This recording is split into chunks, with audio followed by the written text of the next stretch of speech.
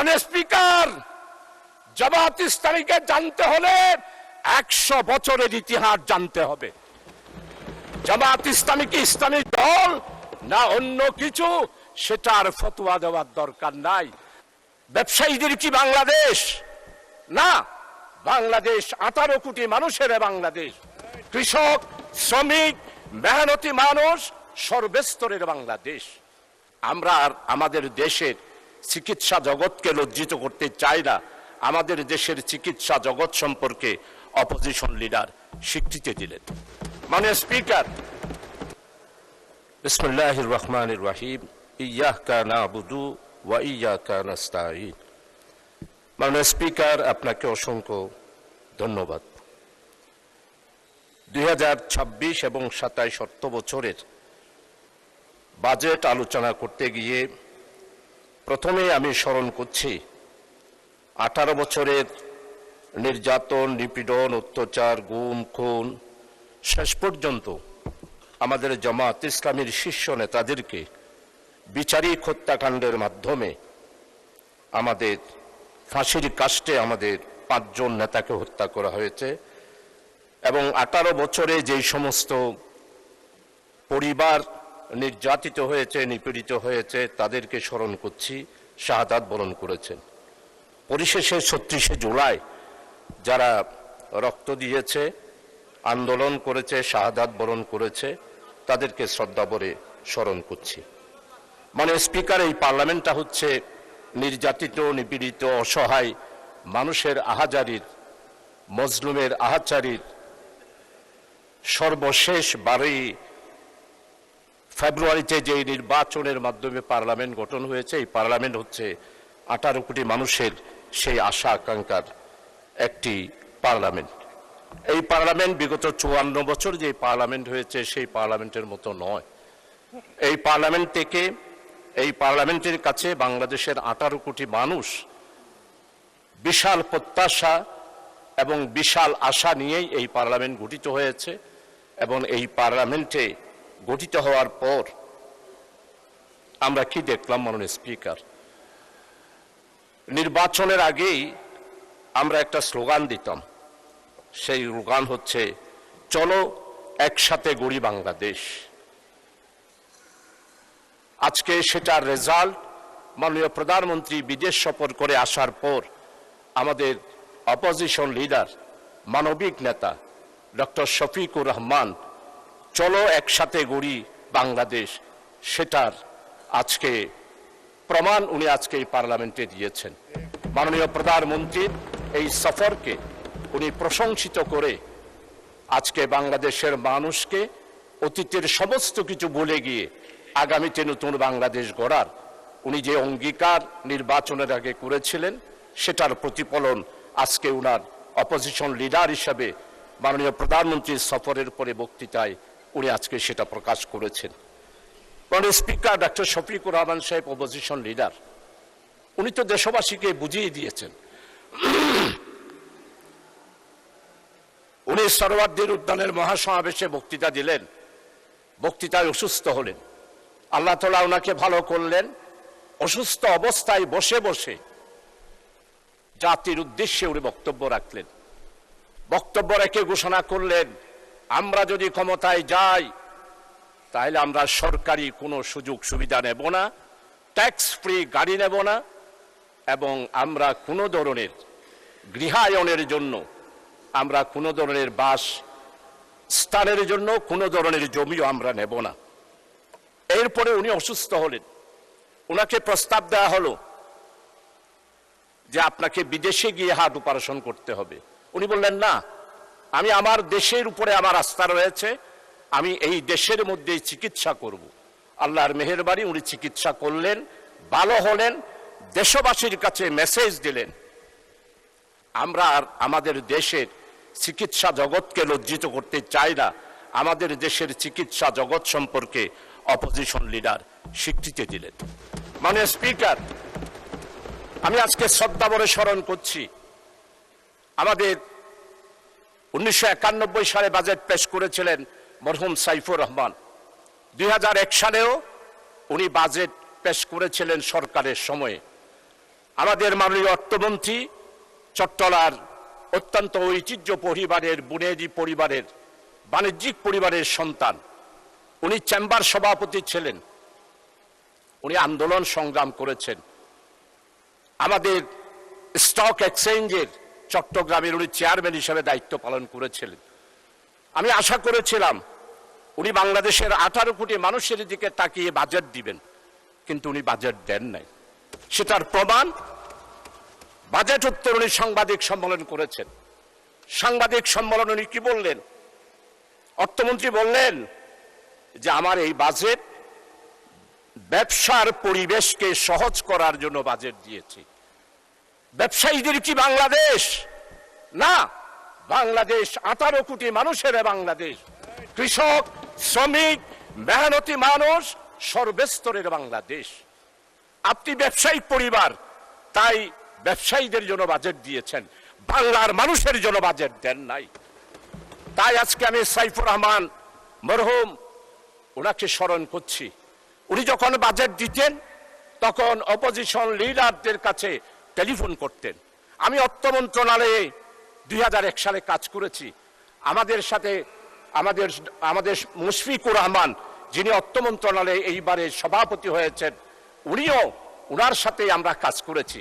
আমরা দেখেছি বাজেট যখন বক্তব্য পেশ করা হতো এর আগেই উনি অপোজিশন লিডারের সাথে কথা বলতেন, বাজেট তৈরির ব্যাপারে সহযোগিতা চাইতেন। এইবারের বাজেট যারা তৈরি করেছেন এরা কারা? এরা কি 36শে জুলাইয়ের চেতনাকে ধারণ করেন?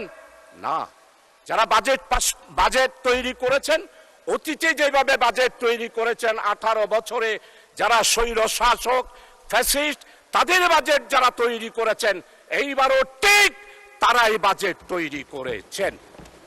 আপনারা যদি আমাকে বলেন কে কে সেই রকম, আমি অবশ্যই ধরিয়ে দিতে পারবো, কিন্তু মহান পার্লামেন্টে আমি তাদের নাম ধরতে চাই না।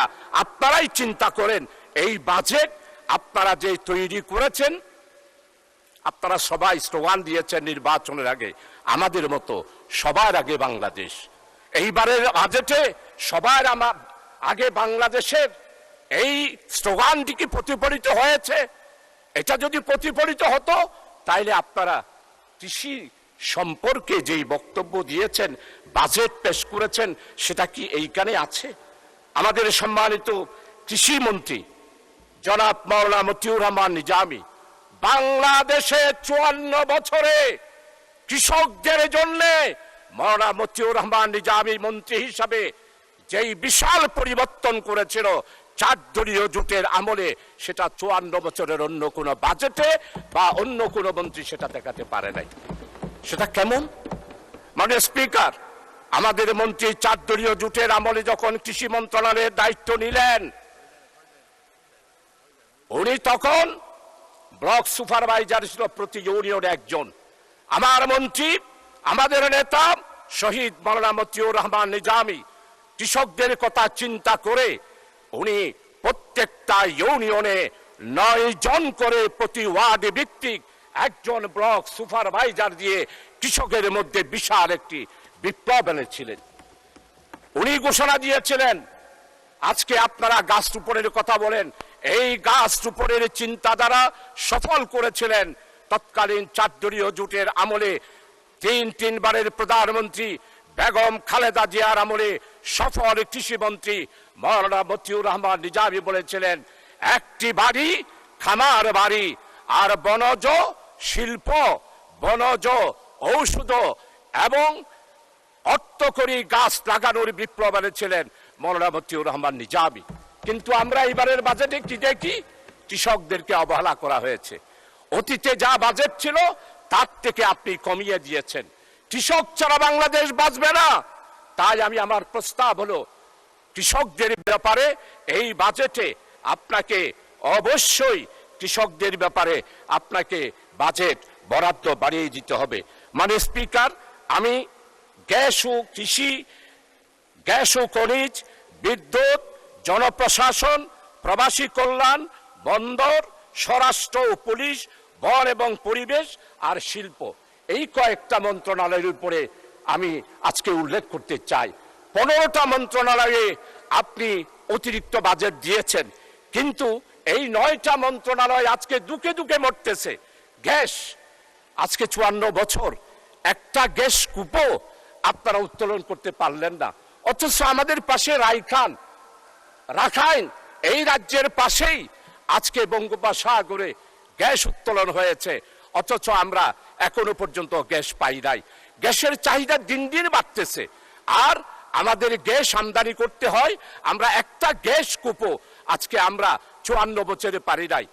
1993 সাল আমাদের সম্মানিত ডক্টর খোন্দকার মোশাররফ সাহেব খনিজ মন্ত্রী ছিলেন, আমাদের আজকের স্বরাষ্ট্রমন্ত্রী তৎকালীন 91 সালের প্রধানমন্ত্রী দেশনেত্রী বেগম খালেদা জিয়ার অফিসে উনি থাকতেন, প্রধানমন্ত্রীর সহকারী ছিলেন।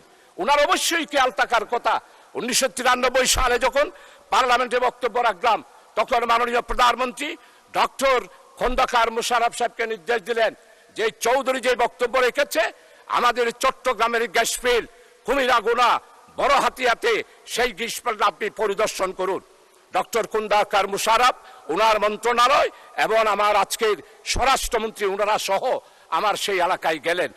1978 সালে চট্টগ্রামের গ্যাস ফিল্ড, আমার মাননীয় অর্থমন্ত্রী আপনিও জানার কথা, রাশিয়ার উদ্যোগে সেই গ্যাস ফিল্ড থেকে অলরেডি গ্যাস উত্তোলন হলো। 1970 সালে আমরা চট্টগ্রামবাসী সবাই আশান্বিত হলাম, চট্টগ্রামে আমরা গ্যাস একটি ফিল্ড পেয়েছি।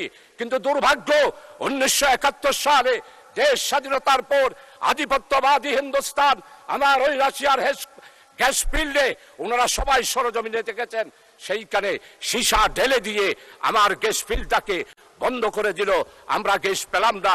আমাদের আজকের স্বরাষ্ট্রমন্ত্রী উনিও গিয়েছিলেন, ডক্টর খোন্দকার মোশাররফ সাহেব, ওনার সমস্ত মন্ত্রী পরিষদের যারা ডিজি ছিলেন ওনারাও গিয়েছিলেন। তাই আজকে আমি দাবি করছি, আমার চট্টলার ওই গ্যাস ফিল্ড ইন্ডিয়া স্বাধীনতার পর বাংলাদেশকে অর্থনৈতিক দিক থেকে ধ্বংস করার জন্য আমার গ্যাস ফিল্ড শেষ করে দিয়েছিল। বাঁশখালীর চাম্বল আর আমাদের চট্টগ্রামের লোহাগাড়ার বড় হাতিয়ার এই গ্যাস ফিল্ডকে আবার পরীক্ষা নিরীক্ষা করে সেইখানে গ্যাস পাওয়া যায় কিনা সেই ব্যাপারে চিন্তা করতে হবে। মাননীয় স্পিকার, আজকে মাননীয় অর্থমন্ত্রীর কাছে অনুরোধ করব, আপনি গ্যাস সন্ধানের জন্য সেখানে বাজেট বরাদ্দ করেন। এইভাবে রাখাইন বারবার যদি একটা গ্যাস পায়, ইন্ডিয়া যদি গ্যাস পায়, আমাদের 18 বছরের প্রধানমন্ত্রী উনি নাকি সমুদ্র জয় করেছিলেন। আজকে এতদিন হয়ে গেল, উনি ক্ষমতায় 18 বছর ছিল, বঙ্গোপসাগর কোথায় বিজয় করেছে সেটার এখনো পর্যন্ত লেখা উনি দিতে পারেন নাই।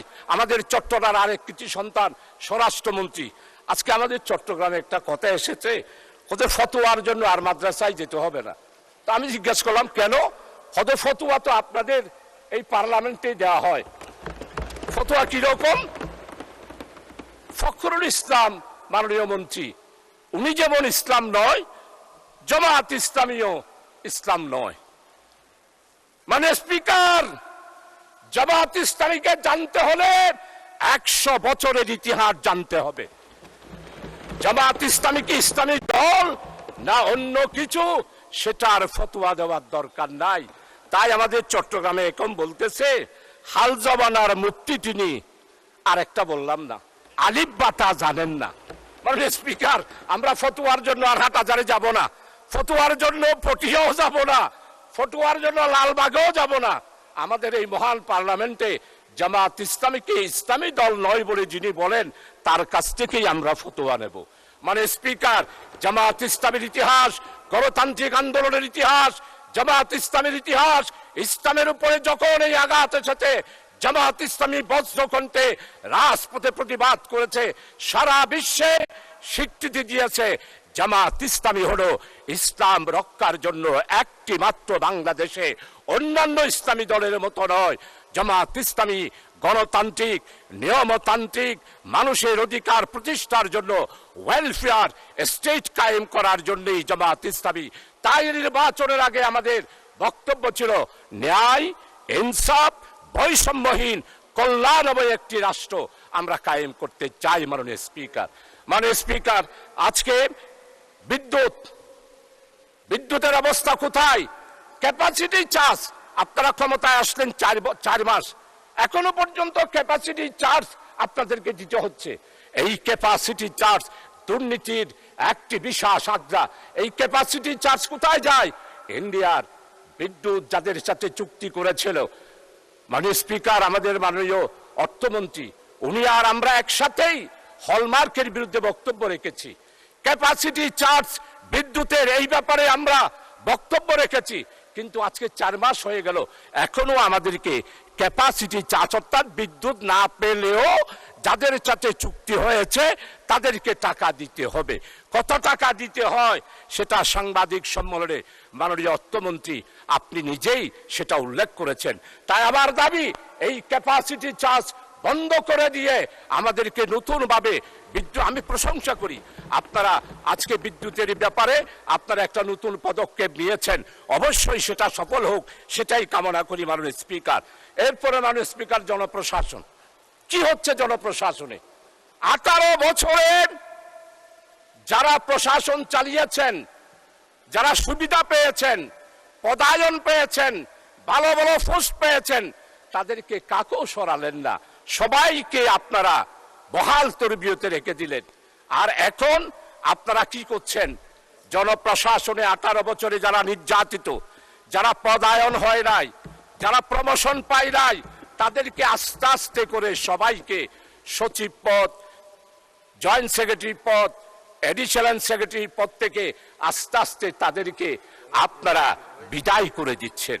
তাই বলতে চাই, এই বাজেট যদি 36শে জুলাইয়ের চেতনার লোকদেরকে দিয়ে করাতেন, তাহলে সেই বাজেট হতো বাংলাদেশের 18 কোটি মানুষের আশা আকাঙ্ক্ষার। কিন্তু এখন আশা আকাঙ্ক্ষার হয় নাই মাননীয় স্পিকার। এই বাজেট হয়েছে গণতান্ত্রিক বাজেট।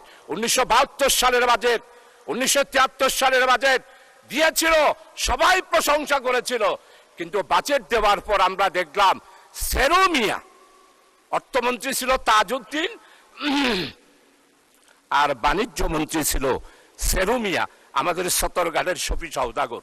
অর্থাৎ ব্ল্যাকে যা মাল আসবে, যদি তাজউদ্দিন সাহেব পারমিশন দিয়ে দিয়েছিলেন, সেরুমিয়ার নাম বললেই সব পরিষ্কার কালোবাজার। তাই আমরা দেখতে পেলাম 74-এর দুর্ভিক্ষ, তাই দেখতে পেলাম মরিচের দাম 150 টাকা, যেটা বিগত 18 বছরে এসা আলমের মাসুদ, আপনারা তার কথা বলেন, বাংলাদেশকে ধ্বংস করে দিয়েছে। এসা আলমের মাসুদের বিচার আপনারা করতে পারেন নাই। আমার ইসলামী ব্যাংকের 85,000 কোটি টাকা লুট করে নিয়ে গিয়েছে মাননীয় প্রধানমন্ত্রী আর তার বোন শেখ রেহেনা।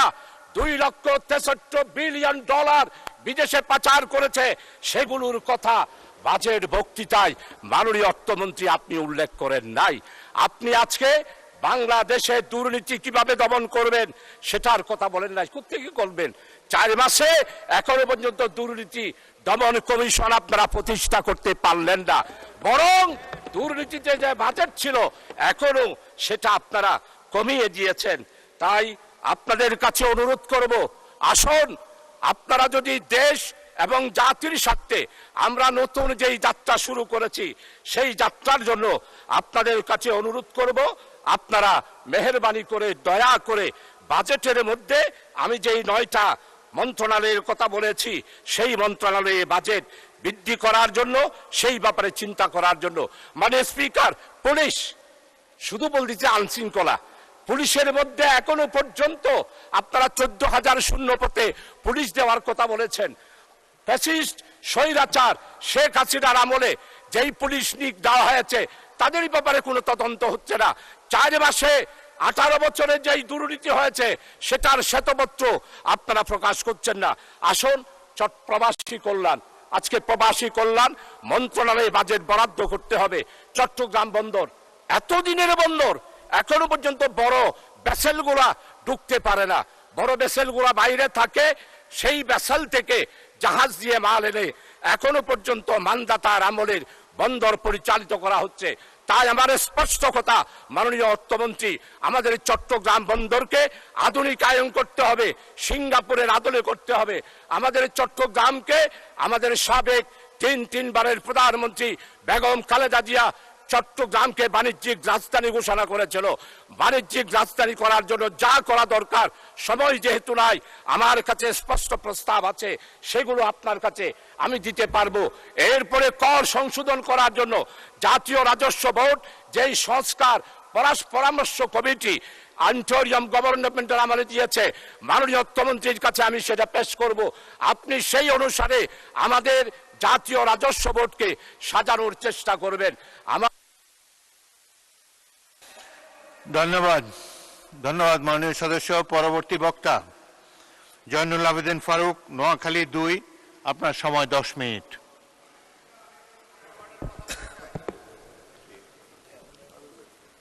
আসসালামু আলাইকুম। এক মিনিট। কে point of order? Speaker, 1 minute Joynul Abedin Faruk. এই চলমান আলোচনার উপরে আপনার পয়েন্ট অফ অর্ডার বলুন।